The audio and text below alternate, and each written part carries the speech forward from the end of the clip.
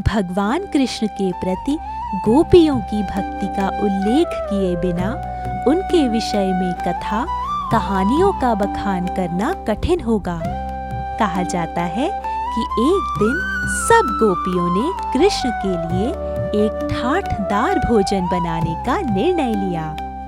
अपने घरों के नित्य प्रति कार्य पूरे करने के उपरांत उन्होंने लगातार कई घंटे मेहनत करके अपने प्रिय कृष्ण के लिए उत्तम भोजन तैयार किया। घंटों की मेहनत के बाद उन्होंने बनाए गए भोजन को सुशोभित बर्तनों में परोसा और कृष्ण के पिता नंदराय के घर चलकर गईं। जब उन्होंने उस घर में प्रवेश किया तो देखा कि सभी अतिथि खाने की मेज के चारों ओर तथा कृष्ण उनके बीच में बैठे थे और माँ यशोदा उनके हाथ धुलवा रही थी। जैसे ही अतिथियों ने गोपियों और उनके द्वारा लाए गए भोजन को देखा तो उन्हें ग्लानि महसूस होने लगी, क्योंकि उन्होंने तो अभी अभी भोजन कर लिया था। सबने सोचा कि अपनी मेहनत को व्यर्थ होते देखकर गोपियों का तो दिल ही टूट जाएगा। किंतु गोपियों की दृष्टि तो केवल भगवान कृष्ण पर थी और वे उनकी ओर ही देखे जा रही थी और कलात्मक रूप से अपने हाथ हिलाते हुए नृत्य करने लगी। नंदराय, माँ यशोदा और अन्य सभी अतिथिगण यह देखकर चकित हो गए कि इतनी मेहनत से अपने बनाए हुए भोजन को व्यर्थ होते देखकर भी वो इतनी मस्त कैसे हो सकती हैं। एक मेहमान ने हिम्मत करके गोपियों से उनकी प्रसन्नता का कारण पूछ ही लिया। गोपियों ने अपने उल्लासपूर्ण नृत्य को रोका और हंसते हुए कहा कि वे तो यह सोच रही थी कि इतनी मेहनत से बनाए हुए भोजन को ग्रहण करने के उपरांत कृष्ण के चेहरे पर जो तृप्ति का भाव आएगा वह कितना दिव्य होगा। जब हम यहाँ पहुंची तो हमारी आंखों ने कृष्ण के चेहरे को देखा और हमें उनके चेहरे पर तृप्ति का वही भाव दिखाई दिया। इस बात का तो कोई महत्व ही नहीं कि उन्होंने किसके हाथ का बना भोजन खाया, क्योंकि उनका तो जीवन ही कृष्ण की तृप्ति के लिए है और उनके तृप्त चेहरे को देखना मात्र ही उनके जीवन की सबसे बड़ी खुशी थी। ऐसी अद्भुत कहानियां ही हैं जिनसे हम समझ सकते हैं कि वे देवता कितने तेजस्वी होंगे जो अपने भक्तों में भक्ति की ऐसी गहरी भावना भर दें, और कितनी महान वो गोपियां थीं जो अपने इष्ट के प्रति इतनी निष्ठा रखने में समर्थ थी। श्रीमद् भागवत में कृष्ण जन्म से जुड़ी अनेक कथाएं हैं। ऐसी मान्यता है कि किसी देवता किसी भगवान को उनके बालपन वाले रूप में दर्शन करना अपने आप में एक अत्यंत दुर्लभ घटना है, जिसके लिए देवता लोग भी युगों तक राह देखते हैं। एक लोकप्रिय कहानी के अनुसार एक बार भगवान शिव भी योगी का रूप धारण कर गोकुल आए थे ताकि भगवान कृष्ण को बाल रूप में देख सकें। इस पूरे दृष्टांत पर अनेक भजन गाए गए हैं, तथापि इस घटना से जुड़ी हुई एक और कहानी भी है जिसके विषय में चंद लोगों को ही जानकारी है। श्रीमद् भागवत के अनुसार यह देखकर कि भगवान शिव को भगवान कृष्ण के बाल स्वरूप में दर्शन करने के लिए किन किन कठिनाइयों का सामना करना पड़ा, ऋषि नारद ने भगवान शिव तथा भगवान कृष्ण दोनों को आमने सामने ही पूछ लिया। नारद ऋषि यह जानकर गदगद हो गए कि भगवान शिव व भगवान कृष्ण दोनों ही एक दूसरे को भगवान कहकर संबोधित करते थे और दोनों यह बताते थे कि वह दूसरे के भक्त हैं। उस समय ऋषि नारद ने उन दोनों से विनती की कि आखिर कौन किसका भक्त है, यह सच्चाई बताई जाए। तब भगवान शिव ने प्रकट किया कि वे तो हमेशा से ही भगवान कृष्ण के भक्त रहे हैं और जिस जिस रूप में उन्होंने अवतार लिया है, शिव ने एक भक्त बनकर सेवक के रूप में कृष्ण की सेवा की है। भगवान शिव ने यह भी सूचना दी कि वे तो भगवान कृष्ण के सबसे बड़े भक्त हैं। यह सुनकर भगवान कृष्ण मुस्कुराए और तुरंत प्रत्युत्तर दिया कि चूंकि भगवान शिव उनके भक्त हैं, इसलिए वे स्वतः ही उनके भक्त हो जाते हैं। यह वार्तालाप सुनकर नारद ऋषि की आंखों से आंसू बहने लगे और वह दोनों देवताओं के आगे नतमस्तक हो गए। यह उन अनेक उदाहरणों में पहला अवसर था जब भगवान कृष्ण ने यह कहा है कि वे अपने भक्तों के सेवक हैं। यह उस लोकप्रिय मान्यता को भी उद्धृत करता है कि भले ही श्री कृष्ण समूचे ब्रह्मांड के लिए भगवान हो, परंतु वे सदैव अपने भक्तों की इच्छाओं का ही पालन करेंगे। जैसे भगवान शिव को देवों के देव माना जाता है, भगवान कृष्ण को भक्तों के भक्त के रूप में जाना जाता है। वृंदावन में जब भी माखन की बात होती, सबसे पहले कान्हा का नाम याद आता। कान्हा को माखन बहुत ही ज्यादा पसंद था। गांव की माएं रोज सुबह ताजा माखन बनाती और उसे हांडी में भरकर छत से काफी ऊपर लटका देती थीं, ताकि कान्हा उस तक ना पहुंच सके।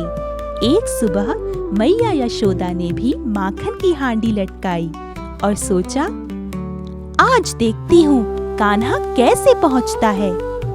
आंगन में कान्हा बैठा था, बहुत ही शांत, इतना शांत कि किसी को शक होने लगा। थोड़ी देर बाद कान्हा अपने दोस्तों के साथ आया। उसकी नजर हांडी पर पड़ते ही उसके चेहरे पर मुस्कान आ गई। आज किसकी माखन की हांडी तोड़नी है? कान्हा ने धीरे से कहा। सब दोस्त मिलकर एक दूसरे के कंधों पर चढ़ गए। कान्हा सबसे ऊपर चढ़ा। जैसे ही उसने हांडी को छुआ, थोड़ा माखन नीचे गिर गया। कान्हा हंस पड़ा। अरे, हांडी फिसल गई। माखन हाथ में आते ही कान्हा ने खुद खाने की बजाय सबको बुलाया। पेड़ों पर बैठे बंदर तुरंत कूद कर आ गए। कान्हा ने माखन उनकी तरफ बढ़ा दिया। लो, पहले तुम लोग खाओ। बंदर माखन खुशी खुशी खाने लगे। किसी के मुंह पर, किसी के कान पर, किसी की पूंछ पर माखन लग गया। एक बंदर कान्हा के कंधे पर भी चढ़ गया। कान्हा बस खड़ा खड़ा ये सब देखकर हंस रहा था। उसके मुंह पर माखन का एक भी दाग नहीं था। तभी मैया यशोदा वहां आ गई। उन्होंने देखा, जमीन पर माखन, बंदरों पर माखन और कान्हा बिल्कुल साफ। मैया यशोदा ने हाथ कमर पर रखा और बोली, कान्हा। फिर पूछा, तूने माखन खाया? कान्हा ने सीधे से जवाब दिया, नहीं मैया। मैया ने उसका मुंह देखा, सच में साफ। फिर बंदरों को माखन कैसे मिला?